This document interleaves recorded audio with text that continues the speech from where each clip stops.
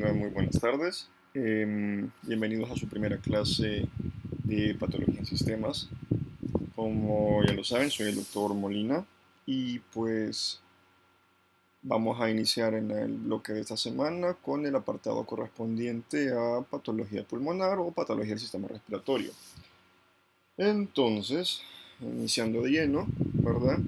Siempre les pongo de entrada una imagen, bueno, mejor dicho, una diapositiva en la que vamos a observar algunas imágenes que corresponden a las patologías o enfermedades que vamos a ver a lo largo de las clases.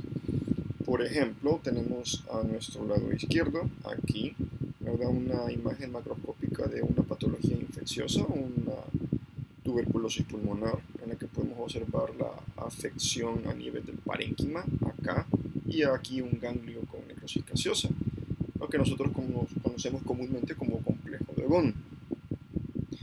Correspondientemente tenemos esta imagen histológica con una tensión de histoquímica de Ziehl-Neelsen, en la que estamos demostrando la presencia de estos bacilos alcoholácidos resistentes, es decir, el Mycobacterium tuberculosis. Importante y que vamos a ver a lo largo de la clase es que uno de los pivotes o una de las principales técnicas en las cuales tenemos que basarnos al comenzar a hacer un estudio de una patología pulmonar, pues son los estudios imagenológicos, la radiología. Acá tenemos entonces unos rayos X, una placa de tórax API lateral, ¿verdad? Eso, como hemos dicho, es como fundamental a la hora de iniciar el estudio de una enfermedad pulmonar.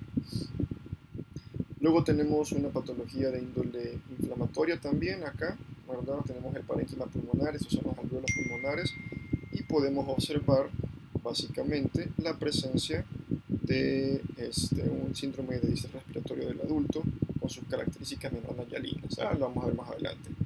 Para terminar, acá podemos observar una secuencia de imágenes o una serie de imágenes que corresponden a patologías neoplásicas, desde, por ejemplo, lesiones glandulares, escamosas o neuroendocrinas. Entonces, pues vamos a iniciar. Siempre en mi primera clase les doy un temario de cuáles van a ser los principales tópicos que vamos a tocar durante esas clases. Esta está dividida básicamente en tres, ¿verdad? Vamos a revisar entonces generalidades el día de hoy, anomalías congénitas, atelectasias, edema y lesión alveolar difusa, y creo yo que vamos a lograr iniciar con enfermedad obstructiva pulmonar, una de ellas al menos. Continuaremos en la siguiente clase con el resto de enfermedades obstructivas, restrictivas y de origen vascular, ¿verdad? Asimismo, también revisaremos en las siguientes clases infecciones pulmonares, neoplasias, tanto pulmonares como pleurales. Entonces, vamos a iniciar las generalidades recordando que para que se dé el desarrollo normal de ambos pulmones, se tiene que dar una secuencia de etapas o fases que van a ir desde las primeras semanas de edad gestacional hasta los 8 años de edad postnatal. Básicamente tenemos que son 8 las fases o etapas que tienen que darse de manera secuencial para que se desarrollen de manera normal los pulmones. En la primera fase, la fase embrionaria, lo más importante es que se va a dar el desarrollo de las vías aéreas mayores o centrales, es decir, tráquea y bronquios van a ser los que principalmente van a comenzar a desarrollarse dentro de las 3 a 7 semanas de edad gestacional. Posteriormente, entre las 7 y 17 se da una fase pseudoglandular, como su mismo nombre indica, ¿no? Glandular. Corresponde entonces ya a un nivel de índole epitelial que comienza a desarrollarse, ¿verdad? En este caso, aparte de la vasculogénesis, que es la aparición de la circulación pulmonar, se completa o se complementa el desarrollo del árbol bronquial, no solo las vías aéreas mayores en la etapa previa, sino que ahora también ya llega hasta los niveles bronquiales terminales, ¿verdad? Continuando con la fase o etapa canalicular, con la formación de los acinos, ¿verdad? Y la diferenciación epitelial con el subsecuente desarrollo de los neumocitos tipo 1 y tipo 2, y pues estos a su vez comienzan a desarrollar o a producir surfactante, muy importante para, ¿verdad? Ya saben, la maduración pulmonar. pulmonar. Eso es aproximadamente entre las 17 y 27 semanas. Posteriormente una fase sacular, ¿no? Como su mismo nombre indica, ¿no? Saco, como un saco, entre las 28 a 36 semanas. Y aquí lo que sucede es que en el parénquima pulmonar comienza a desarrollarse mejor lo que corresponde a los sacos alveolares o a los alvéolos. Para ello comienza a darse la formación de los espacios aéreos con el depósito de fibras elásticas, entre los que más adelante van a ser los tabiques los tabiques alveolares, ¿verdad? Luego tenemos una etapa alveolar entre las 36 semanas, o sea, ya para nacer a los 2 a 3 años de edad, con la aparición de los septos secundarios y formación de los alvéolos de manera directa. Una etapa de maduración microvascular, que siempre es dentro de los primeros 3 años. Una etapa de hiperplasia, y como su mismo nombre indica, ¿no? Hiperplasia. Lo que va a ocurrir aquí es un aumento en el número. ¿En el número de qué? De alvéolos, ¿verdad? Hay un poco cambio en su tamaño. Lo que predomina es un incremento en el número de los mismos. Posteriormente, entre los 3 y 8 años de edad, que es cuando se da la maduración ya completa, es una fase de hipertrofia. Aquí sí ya se incrementa el tamaño de los alvéolos, con un crecimiento celular mayor al corporal. Este esquema también básicamente es un resumen de lo que ya estuvimos diciendo, ¿verdad?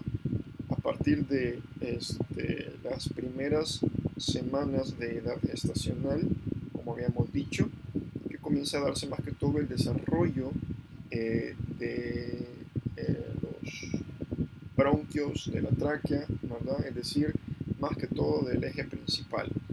Posteriormente bronquiolos entre 10 a 14 semanas y así sucesivamente, como habíamos dicho, hasta llegar finalmente a los alvéolos, ¿verdad? Y el desarrollo del parénquima pulmonar, como habíamos dicho, per se, hasta los 8 años de edad. Ahora bien, vamos a revisar lo que corresponden a las imágenes histológicas de cada una de estas estructuras, ¿verdad?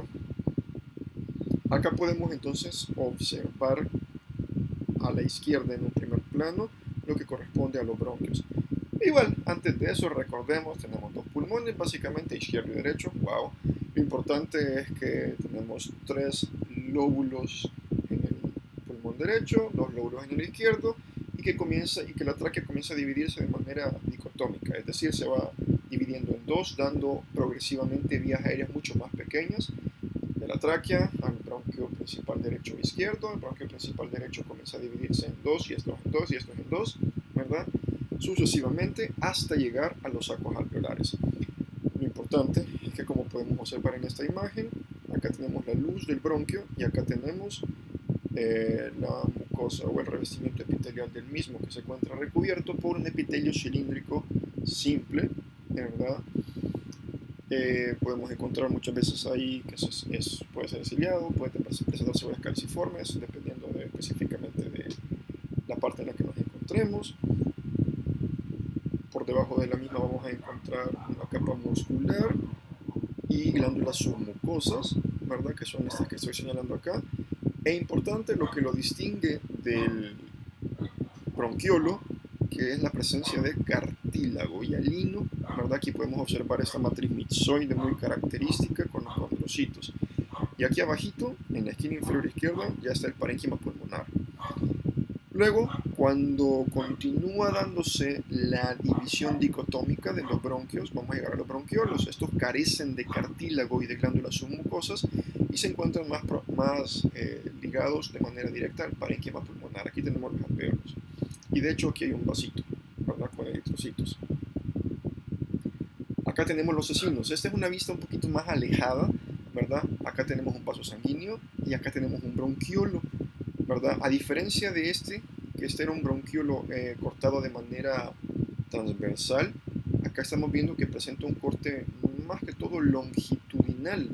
Vemos que aquí aquí se continuaba el bronquiolo terminal, se divide, ¿verdad? Acá pueden ustedes ver la bifurcación. Aquí sigue un bronquiolo para este lado y aquí sigue para el otro. Obviamente se pierde debido al corte, pero pues lo que nos interesa es que estamos viendo esta división dicotómica progresiva que habíamos mencionado.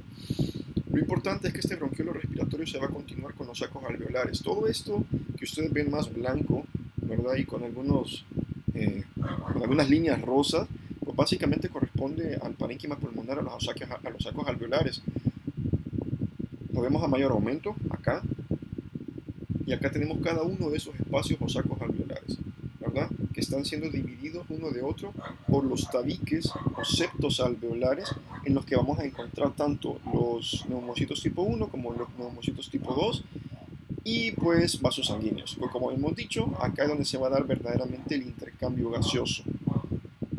Luego, siempre lo he dicho, es mucho más fácil observar o explicar y entender un diagrama o un esquema que una imagen histológica, pero pues acá lo tenemos también con este esquema, o mejor dicho, con este diagrama. Acá podemos observar entonces los espacios alveolares. Todo esto que ustedes ven blanco acá sería un espacio alveolar, mientras que este de aquí sería otro. Se encuentran separados por todo esto, que es un tabique, ¿verdad? Alveolar o un septo alveolar. Aquí sigue otro, ¿verdad? Y los sacos están, como hemos dicho, revestidos por neumocitos tipo 1, neumocitos tipo 2, que este sería el caso de este, que ya sabemos que son los que van a producirnos el surfactante. Es importante que en los tabiques, como habíamos dicho, vamos a encontrar los vasos sanguíneos. Y es de aquí donde se va a dar verdaderamente el intercambio gaseoso. De esta manera, el oxígeno que está entrando, ¿verdad?, por los espacios alveolares va a ser captado por los eritrocitos o los glóbulos rojos que van pasando, para de esta manera llevárselos de manera a la circulación, ¿verdad? Se lo llevan de regreso al corazón, ¿verdad? Ya lo sabemos, a través de la vena pulmonar. Y bueno, cuando vienen de vuelta, esos traen, por ejemplo, dióxido de carbono, y este dióxido de carbono es el que va a ser entonces eliminado, pasa nuevamente a los espacios alveolares para pues ser eliminado por las exhalaciones. Ahora, ya que vimos el apartado correspondiente a generalidades, podemos hablar hoy sí de anomalías congénitas. Básicamente las anomalías congénitas son defectos obviamente en el desarrollo, que incluyen una amplia gama de patologías. Claro, desde la agenesia y la hipoplasia. La agenesia obviamente va a implicar que no se forma el pulmón, ¿verdad? Y la hipoplasia que sí se formó pero no se desarrolló completamente, y pueden ser tanto unilaterales o bilaterales o de segmentos o lóbulos únicos. Importante, ¿verdad? Tenemos que tomar en consideración que muchas de estas pueden ser incompatibles con la vida si estamos hablando de una agenesia bilateral, por ejemplo, que es muy raro. Luego tenemos anomalías traqueales y bronquiales, o las atresias. Ya sabemos que en una atresia básicamente lo que vamos a tener va a ser que hay una falta de comunicación, por ejemplo, de una manera normal entre la tráquea y el bronquio, por ejemplo, principal derecho. Es decir, se formaron, pero por alguna razón no se completa, ¿verdad?, la comunicación entre ambas, o por ejemplo entre propios bronquiolos.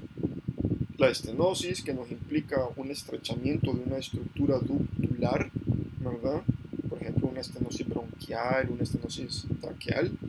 Y las fístulas. Las fístulas implican las comunicaciones entre estructuras también ductulares, como lo podría ser tráquea y esófago, dándonos entonces una fístula traqueoesofágica. Luego tenemos, por ejemplo, anomalías vasculares, sobreinflamación lobar congénita o el enfisema, que lo vamos a ver más adelante, la formación de quistes, malformaciones congénitas de vías aéreas, secuestro pulmonar, entre otros.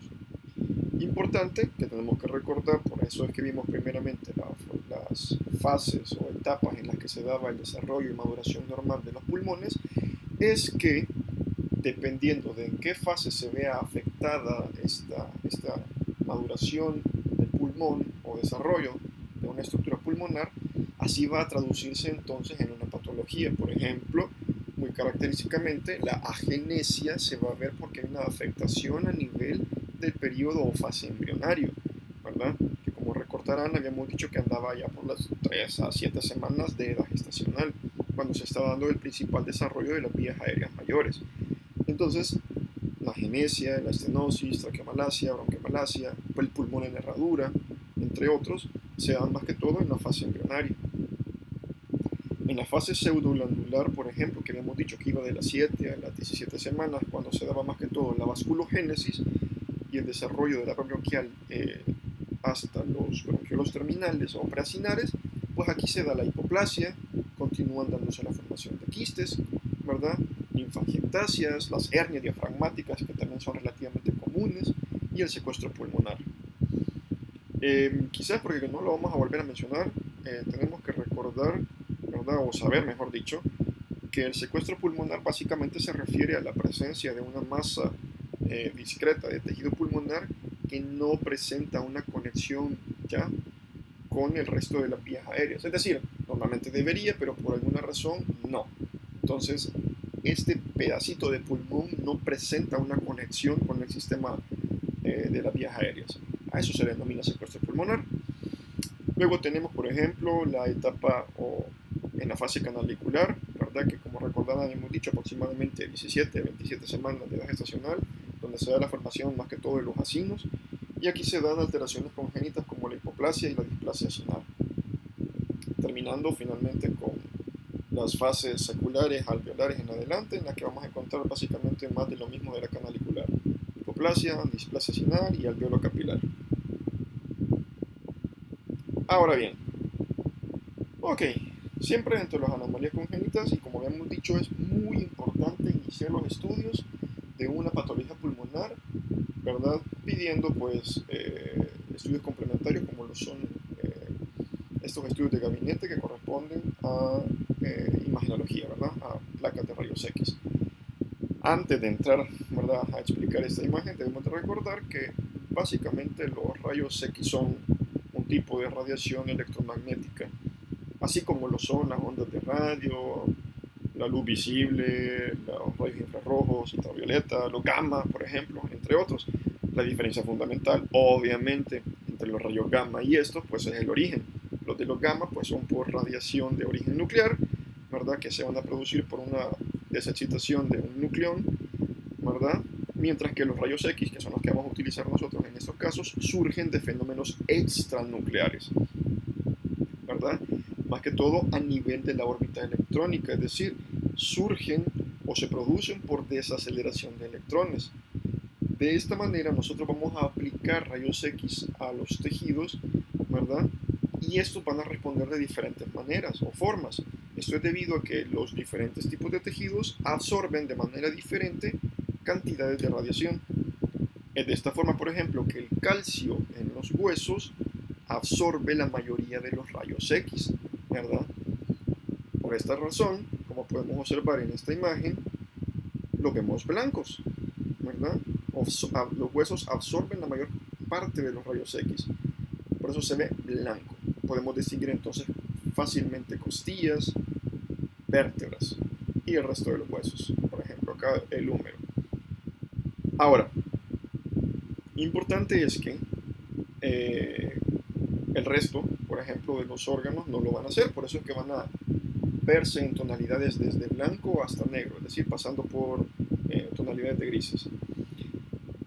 Tenemos que utilizar entonces dos términos aquí: el término de radio lúcido y el de radio opaco, que son utilizados de manera exclusiva en estas técnicas de rayos X.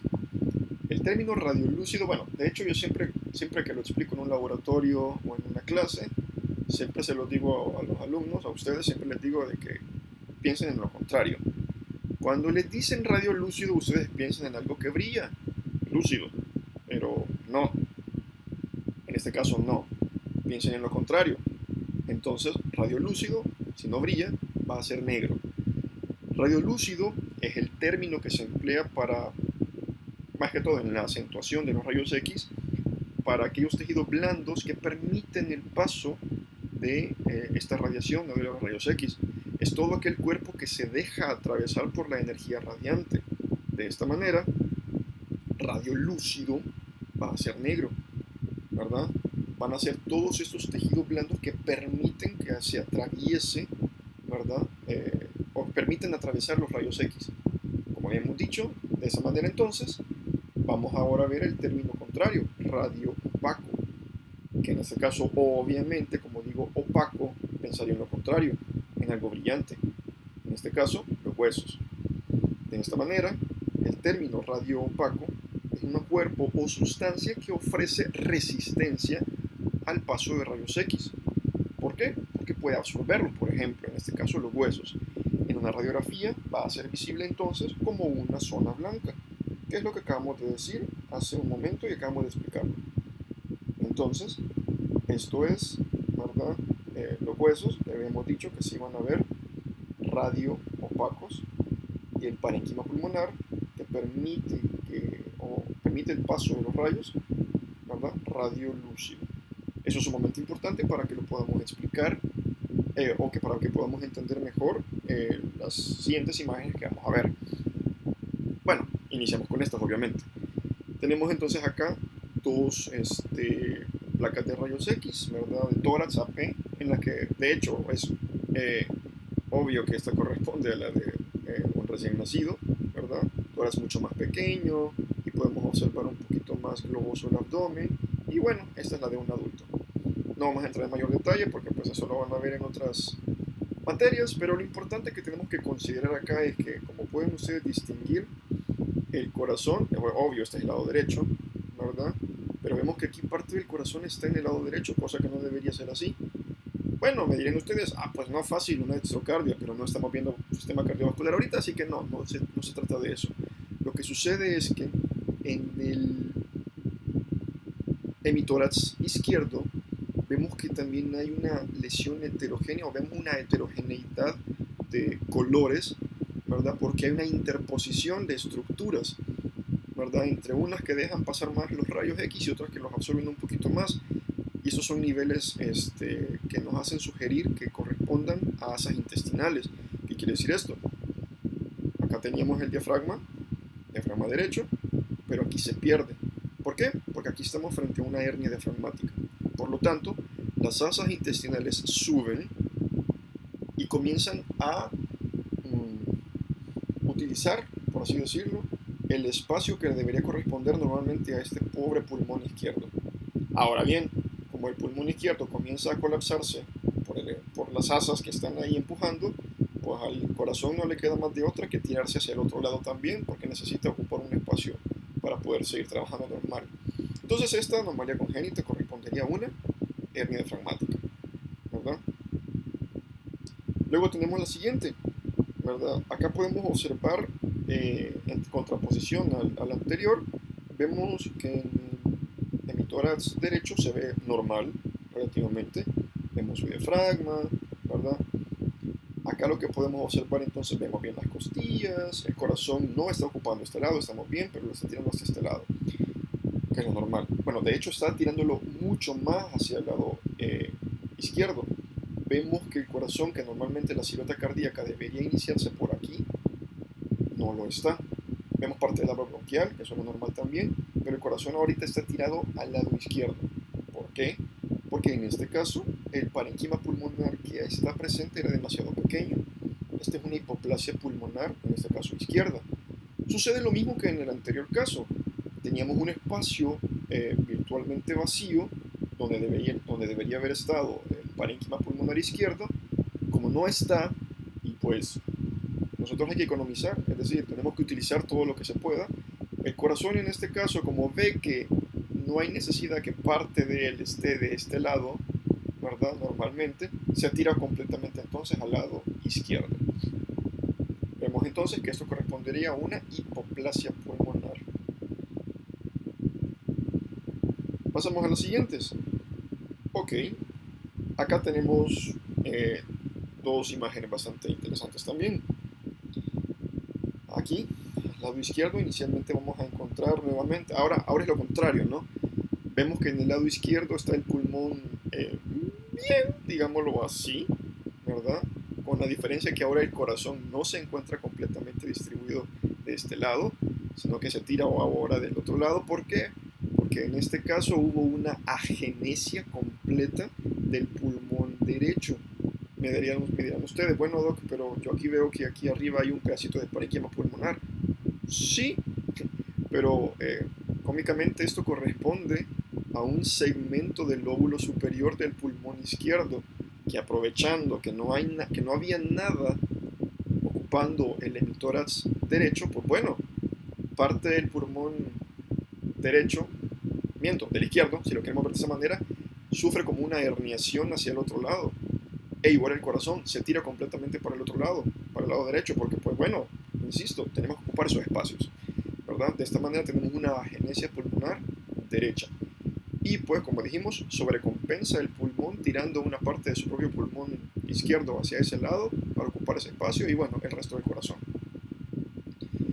Finalmente acá tenemos una tomografía, ¿verdad? En la que estamos observando algo muy curioso. Vemos, este es un corte transversal, ¿verdad? Miento, sería un corte coronal, perdón. Tenemos un corte en el que podemos observar, sí es transversal, en el que podemos observar que hay una comunicación entre ambos pulmones, una cosa que no debería ser así, ¿no? Vemos acá entonces el pulmón izquierdo, vemos aquí por ejemplo el pulmón derecho y vemos que hay una comunicación entre ambos. Aquí está el corazón, ¿verdad? Aquí está parte de los grandes vasos, aquí está la columna vertebral, las costillas, pero vemos que hay una comunicación entre ambos pulmones y no me refiero a una comunicación a través de los bronquios o la tráquea, sino que una comunicación con propio parénquima. Esto es a lo que nosotros conocemos como pulmón en herradura, ¿verdad? Así como lo existe en el riñón, que lo vamos a ver también en otras clases, también sucede aquí. Pasamos a la siguiente. Y ahora ya hablamos de las atelectasias. Bueno, las atelectasias, como podemos observar acá, se refieren, bueno, las podemos clasificar básicamente de manera inicial en dos tipos: las neonatales y las adquiridas posteriormente. Las atelectasias neonatales son por una expansión incompleta de los pulmones, punto, ahí murió. Pero las atelectasias adquiridas, que son las que vamos a observar más comúnmente ya en adultos, obviamente, son, bueno, de manera casi exclusiva, obviamente, son debidas a un colapso de un pulmón previamente inflado, produciendo de esta manera áreas de parénquima pulmonar sin aire. Como podemos observar entonces en estas imágenes, ¿verdad? Que de hecho ahorita las vamos a clasificar, estas atelectasias se clasifican en atelectasias por resorción, por compresión y por contracción o cicatrización. Importante antes de continuar es que las atelectasias virtualmente, o mejor dicho, potencialmente son reversibles y deben ser tratadas de manera pronta para prevenir la hipoxemia y las infecciones superimpuestas que puedan dar entonces una peor alteración pulmonar y sistémica. La única, ¿verdad? La única atelectasia que no es reversible es obviamente la atelectasia por contracción. Ya lo vamos a explicar. Comenzamos con la primera, la atelectasia por resorción. Que tenemos aquí el diagramita. Acá se da más que todo una obstrucción que impide que el aire alcance las vías distales. Es lo que tenemos, por ejemplo, aquí. ¿Ven? Ustedes ven que teníamos el bronquio principal derecho, se subdivide en bronquiolos secundarios, y está aquí donde hay una masa, ¿verdad? Esto puede ser por una obstrucción bronquial por tapones de moco, cuerpos extraños, el asma, tumores, no importa. Lo que nos interesa es de que hay algo que está obstruyendo ese segmento, por lo tanto el aire no alcanza a llegar a estas zonas, dándonos entonces una atelectasia por resorción, es decir, es como que se arruga o se contrae ese pedacito de pulmón que no está funcionando, porque es como que, bueno, si no funciona, ¿para qué vamos a estar trabajando ahí? Por lo tanto, se contrae. Luego tenemos la siguiente, la atelectasia por compresión. Esta más que todo se va a dar por, como aquí dice, acumulación de líquido, sangre o aire en la cavidad pleural. De esta manera, si yo por ejemplo tengo un derrame pleural o tengo por ejemplo un tumor, pero es un tumor no endobronquial, sino que por ejemplo pleural, que me comprime extrínsecamente el parénquima pulmonar, me va a dar una atelectasia por compresión. ¿Por qué? Porque comprime, porque empuja. De esta manera vamos a tener esa atelectasia. Importante, ya lo dijimos, las atelectasias son potencialmente reversibles. ¿Qué es lo que toca? Si lo que tienes es un derrame pleural, drenarlo. Si lo que tienes es un tumor pleural, bueno, no es que lo vamos a quitar de un solo, va a depender primeramente qué tipo de tumor es, pero ese es visto aparte. Si lo tenemos por el otro lado, aquí, una canica que se tragó un niño, que aspiró, perdón, o por ejemplo un tapón de moco, o el asma, como habíamos dicho, como está obstruyendo, pues lo que tenemos que hacer es eliminar esa obstrucción prontamente para que el parénquima que estaba sufriendo de esta telectasia pues regrese a lo normal. El último, que habíamos dicho que este no es reversible, es la telectasia por contracción o cicatrización. Este caso difícilmente va a poder revertirse porque, como su mismo nombre indica, cicatrización. Hay una fibrosis, ¿sí? Y recuerden que nosotros somos malos para eliminar la fibrosis. O sea, si tenemos una cicatriz, ¿verdad? O si queremos curarnos de algo, lo que hacemos es poner colágeno. No tenemos la capacidad para eliminar ese colágeno después de manera ideal. Por lo tanto, esa fibrosis local o difusa que afecta el pulmón por X o Y razón, o la pleura, va a obstaculizar su correcta expansión, dándonos una atelectasia, un colapso del pulmón por contracción o cicatrización, ¿verdad? Como habíamos dicho, por ejemplo, en este caso, inflamación. La inflamación, una infección bacteriana, una infección por micobacterio, lo que ustedes quieran, me puede producir un proceso de cicatrización a nivel pulmonar o pleural que me obstaculice la correcta expansión del mismo. Pasamos a la siguiente. Y bueno, acá tenemos entonces imágenes de rayos X de la telectasia, ¿verdad? Ya explicamos bien qué es lo de radio opaco, qué es lo de radio lúcido, ahora ya lo entienden, más o menos. Así que ahora ya podemos trabajar. Vemos acá nuevamente, si estuviéramos viendo solo este pedacito del paciente, diríamos que está normal. Vemos que aquí está parte del botón aórtico. De hecho, si nos vamos al lado derecho, también aquí está parte de la base del corazón, es lo normal, con su apex tirado hacia la izquierda. Todo a este lado está bien, pero vemos que aquí no. Vemos entonces acá el parénquima pulmonar derecho, vemos el pulmón derecho, lo vemos más oscuro, ya habíamos dicho, ¿no? Eso es radio lúcido, es más oscuro, ¿verdad? Y aquí vemos radio opaco, vemos blanco casi completamente. ¿Por qué? Porque aquí no hay pulmón. Podríamos decir, bueno, una hipoplasia pulmonar, claro, si estuviésemos hablando de un paciente pediátrico en el que se está diagnosticando de manera inicial, ¿verdad? O si fuese primera vez que lo estamos viendo es un paciente adulto y hacemos estudios y vemos que sí, que aquí no había pulmón. Pero no, esta corresponde a una atelectasia, ¿verdad? Vemos que aquí donde debería haber estado el pulmón, el segmento del lóbulo pulmonar superior, no está, se ha comprimido, se ha contraído y tenemos que buscar esa razón, ¿sí? Podría ser, por ejemplo, una atelectasia, como habíamos dicho, por compresión. Si nosotros encontrásemos aquí algo que esté comprimiendo, ¿verdad? Un tumor, como habíamos mencionado antes, a nivel pleural, pero no lo hay. Muy probablemente esta sea una atelectasia por compresión, por obstrucción, en la que haya habido una obstrucción de algún bronquiolo, ¿verdad? Y nos está dando entonces la afectación del lóbulo superior y de un segmento también muy probablemente del lóbulo medio. Y bueno, acá más de lo mismo. Vemos entonces nuevamente en una radiografía lateral que el segmento o el lóbulo superior es el que está afectado más predominantemente. Por histología, ¿qué vamos a observar? Ya vimos cómo se distingue o cómo se observa normalmente un parénquima pulmonar sano. Podemos observar acá dos tinciones de HY. Esta se ve más rosa, esta se ve un poquitín más morada, pero las dos son HY. Vemos aquí el parénquima pulmonar normal. Vemos los espacios aéreos y los tabiques o septos, ¿verdad? Estos son los que se insuflan, donde se llena de aire y donde habíamos dicho que se da el intercambio gaseoso. Pero por alguna razón todos estos espacios aéreos se colapsan, todos se contraen, igual que aquí, ¿verdad?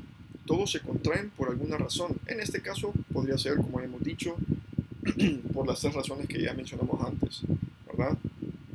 Obstrucción, compresión o por ejemplo por cicatrización.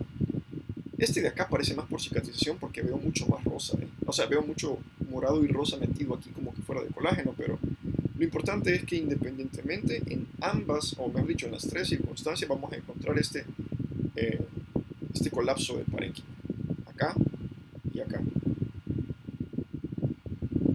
Bueno, pasamos a la siguiente. El edema y lesión alveolar difusa. Ya sabemos, ¿no? Eso lo vimos en pato general. Yo le di la clase, creo, sí, de edema. Recordamos que el edema, la acumulación de líquido, agua, se da por alteraciones hemodinámicas, ¿verdad? Muchas veces. Tenemos, por ejemplo, el edema pulmonar cardiogénico o hemodinámico, o por el incremento en la permeabilidad capilar, también por daño en la microvasculatura, en el endotelio, que va a permitir la permeación de líquidos, entre otros. Entonces, tenemos el edema hemodinámico, ¿verdad? Que este básicamente va a ser dado por un incremento en la presión hidrostática, ¿verdad? Y una disminución en la presión coloidosmótica u oncótica, o por obstrucción de las vías linfáticas. Sí, eso lo recordaron a la perfección de la clase que les di el ciclo pasado, ¿verdad? Por ejemplo, por la filariasis en ese caso, o por ejemplo por la presencia de un tumor que nos está dando obstrucción de vías linfáticas. Luego tenemos el edema por daño en la microvasculatura.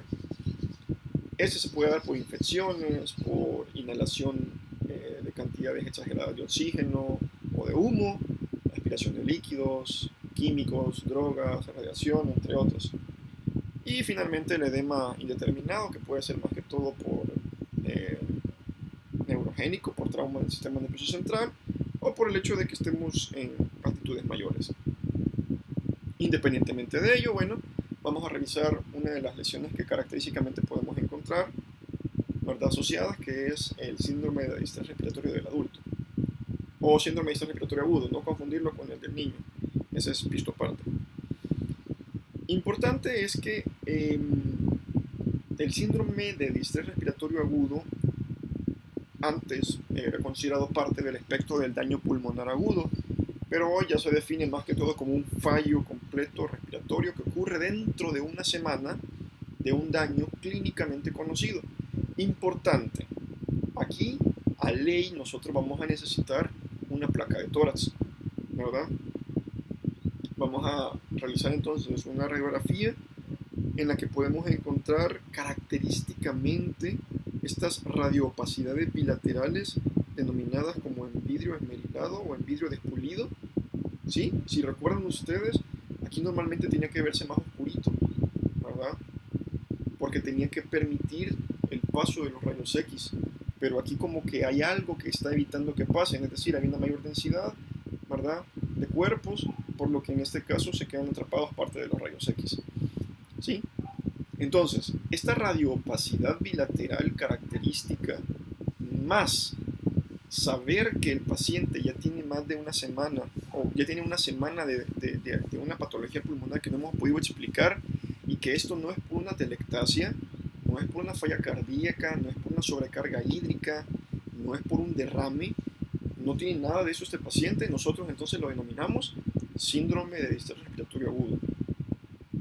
Clínicamente se va a caracterizar por un rápido desarrollo de insuficiencia respiratoria letal si no hacemos algo, cianosis obviamente, ¿verdad? Porque va a haber una disminución en el recambio o en el intercambio gaseoso, por lo tanto el paciente pues obviamente se va a ver un poquitín más azul, obvio, hipoxemia arterial severa, y esta es característicamente refractaria al tratamiento con oxígeno, es decir, a la oxigenoterapia.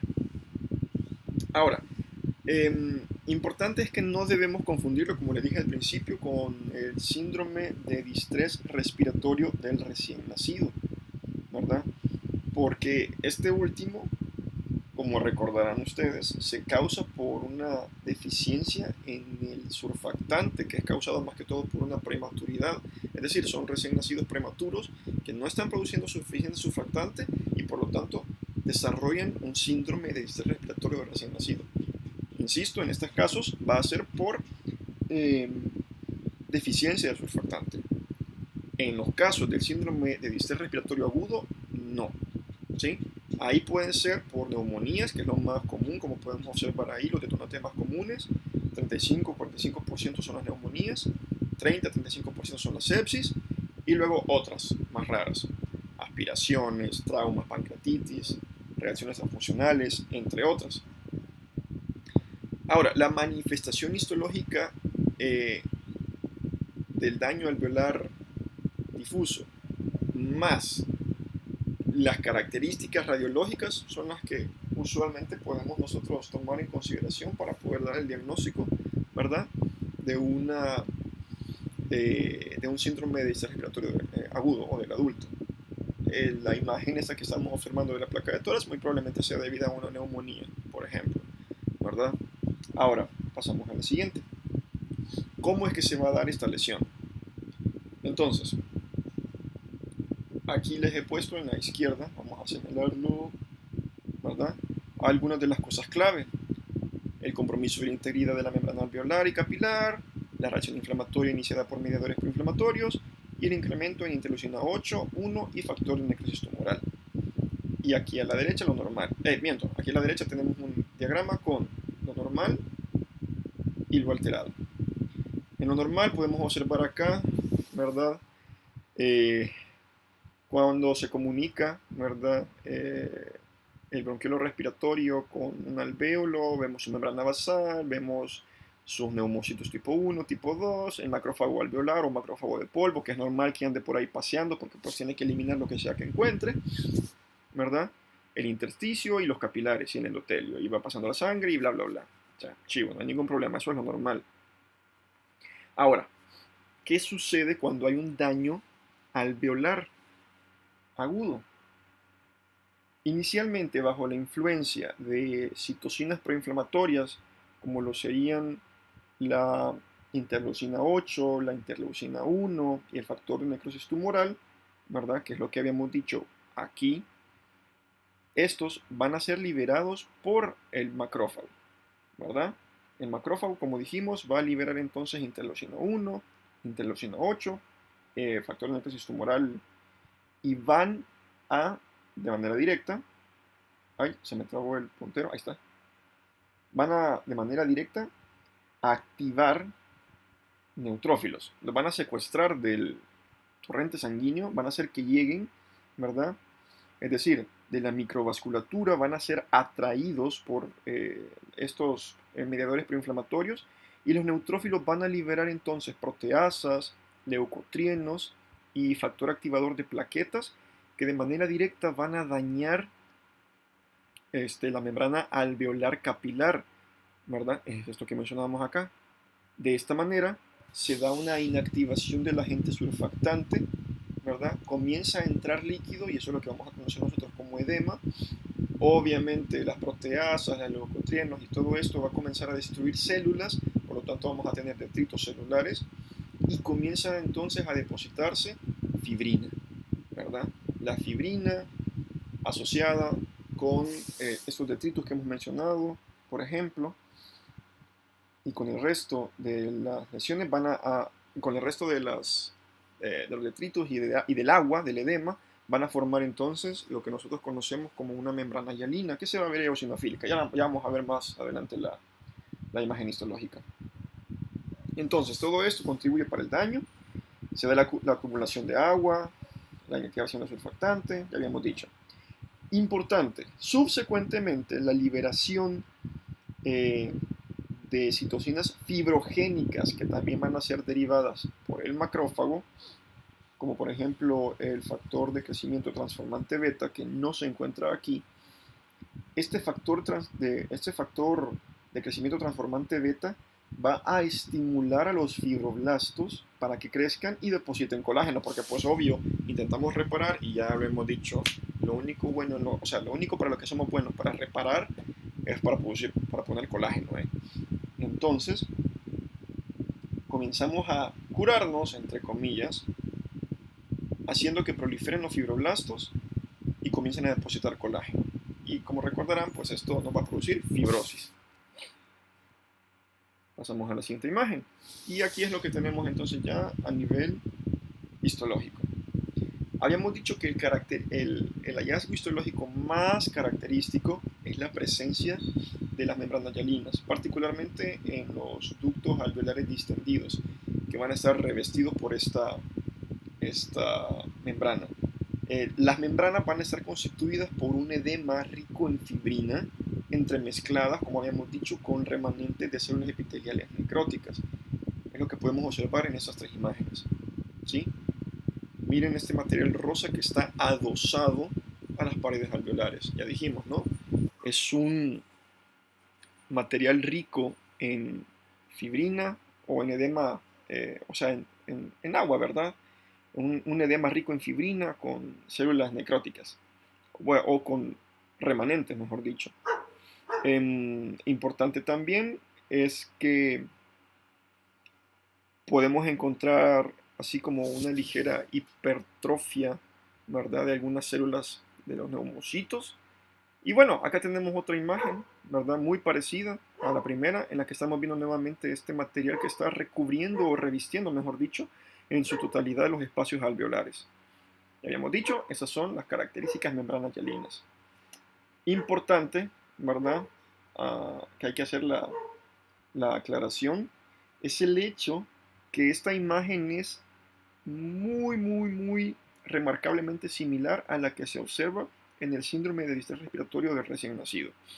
Es decir, se ven casi que iguales, ¿verdad? Lo único que vamos a tener diferencia es obviamente pues, el antecedente, ¿verdad? Si tenemos un recién nacido que no tenía nada, ¿verdad? No tenía una neumonía, no tenía nada, sino que de golpe nació y comenzó con este problema, pues es por eso. Muy probablemente es prematuro y pues tiene un síndrome de distrés respiratorio, un síndrome de distrés respiratorio recién nacido. Pero si no, si tiene una neumonía, como hemos dicho, o si tiene un trauma, una sepsis, etc., probablemente pueda ser un síndrome de distrés respiratorio del adulto o un síndrome de distrés respiratorio agudo. Pasamos a la siguiente. Ya para ir terminando la primera clase. Tenemos acá entonces las enfermedades pulmonares restrictivas y las obstructivas, ¿verdad? Tenemos que recordar la fisiología normal, obviamente, del sistema respiratorio. No vamos a entrar en mayores detalles, ¿verdad? Ya estamos en clase de patología. Pero la principal diferencia entre las enfermedades pulmonares restrictivas y las obstructivas radica en que de manera inicial las obstructivas se van a dar por un incremento en la resistencia al flujo. ¿Qué quiere decir esto? Por ejemplo, acá tenemos la imagen. Una enfermedad pulmonar obstructiva lo que nos va a producir es que por X o Y razón no hay una dilatación o expansión completa o el espacio no es normal, pues, por donde debería pasar el flujo de aire. Por ejemplo, por una contracción, por ejemplo, por el asma, lo que ustedes quieran, una EPOC, ¿sí? Aquí va a haber un incremento en la resistencia en el flujo por una obstrucción parcial a cualquier nivel, ya sea desde la tráquea hasta los bronquios principales, bronquiolos terminales y respiratorios. Y bueno, los test de función pulmonar van a mostrar proporciones de flujo máximo disminuido durante la respiración forzada.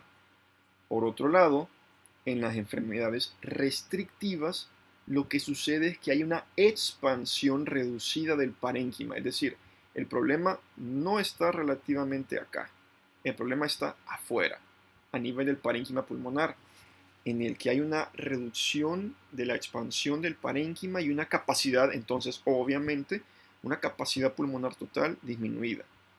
¿Qué vamos a encontrar? Dijimos entonces, capacidad pulmonar total reducida y una proporción de flujo expiratorio pues relativamente normal o proporcionalmente reducido.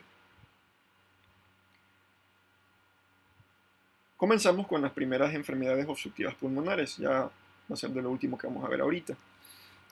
Acá tenemos que existen enfermedades prototipo, como lo son el enfisema, ¿verdad? Que tenemos acá, la bronquitis crónica y el asma, ¿verdad?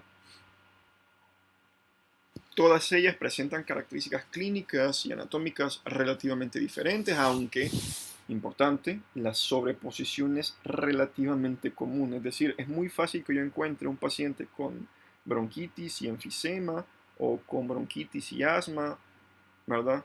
Combinándose. Ahora, em, también existen características radiológicas y morfológicas versus características clínicas. Ya lo vamos a ver más adelante cuando comencemos a ver cada una de las entidades. El tabaquismo es muy importante porque es un factor contributorio para muchas de ellas, ¿verdad? Y el término de POC, bueno, vamos a hablar ahorita de eso. Primeramente debemos de notar que cuando hablemos del enfisema, por ejemplo, se necesita tanto sobre las bases morfológicas y radiológicas características, ¿verdad? Mientras que en la bronquitis, pues más que todo es por características clínicas. Y como hemos dicho de que la sobreposición es muy común, ¿verdad? En vista de que existe esta coexistencia entre lesiones muchas veces, entonces a la sobreposición que existe de manera relativamente común entre, vamos a señalarlo, el enfisema y la bronquitis, es a lo que nosotros podemos denominar muchas veces EPOC, ¿verdad? Se denomina como enfermedad pulmonar obstructiva crónica, ¿verdad? Ese es el término EPOC. Luego acá tenemos una tabla en la que se están desglosando las principales características anatómicas, cambios patológicos, etiología y sintomatología de estas entidades. Como hemos dicho, vamos a revisar la bronquitis, ¿verdad? La bronquiectasia, que también la vamos a ver, el asma, el enfisema y la bronquiolitis. Entonces, como pueden ustedes observar, habíamos dicho que existen características anatómicas, es decir, por ejemplo, la bronquitis, la bronquiectasia y el asma me afectan, ay, no se marca, por alguna razón no sale, ay, el puntero, ahí está, me afectan exclusivamente casi que los bronquios, ¿verdad? Bronquitis, bronquiectasia y asma. Ah, se trabó el puntero. Por alguna razón se trabó. Ok, ahí sigue. Ah, ok. Permítanme. Sí. Ok, sí, bueno, ni modo. Me afectan el bronquio. El enfisema más que todo va a afectar el lacino, mientras que la bronquiolitis, pues los bronquiolos. Etiología, característicamente o es muy común el tabaquismo casi que para todas, si se dan cuenta, bronquitis, ¿verdad? Enfisema, bronquiolitis, se asocia a tabaco. El asma, aunque el tabaquismo no es una causa de asma, sí la puede mm, exacerbar. En el asma más que todo es por una etiología de índole inmunológica o por causas no del todo definidas. Y en la bronquiectasias es más que todo por infecciones persistentes o severas. Síntomas, bueno, la tos quizás sería lo más común para cualquiera de ellas, no es algo patognomónico. La producción de esputo puede ser también algo muy común para varias de ellas, como para la bronquitis, para las bronquiectasias, no tanto para el asma. En el asma es una tos sin esputo, ¿verdad? En el asma vamos a encontrar, por ejemplo, episodios de disnea, ¿sí? Así como en el enfisema. Y finalmente vamos a ver aquí los cambios patológicos. Quizás vamos a entrar mejor de lleno con cada uno de ellos para poder irlos explicando. Bueno, que ya quizás en eso nos vamos a quedar. Acá tenemos las 4 imágenes histológicas representativas de cada una de estas enfermedades obstructivas. En el enfisema, por ejemplo, donde se va a dar la ruptura de los espacios alveolares o de los tabiques con el incremento en los espacios. La bronquitis, con su característica hiperplasia de las glándulas submucosas que me ha producido tapones de moco. El asma, con su característico infiltrado inflamatorio rico en eosinófilos. Y bueno, las bronquiectasias, con la dilatación obvia de los bronquios. Creeré yo que nos vamos a quedar hasta ahí y en la siguiente clase vamos a revisar cada una de ellas a mayor detenimiento, ¿verdad? Nos quedamos hasta ahí entonces y cualquier duda o comentario me la hacen llegar, ya tienen mi correo e igual pues lo pueden hacer si no por la aplicación, creo que vamos a comenzar a utilizar Teams y, o por la plataforma virtual.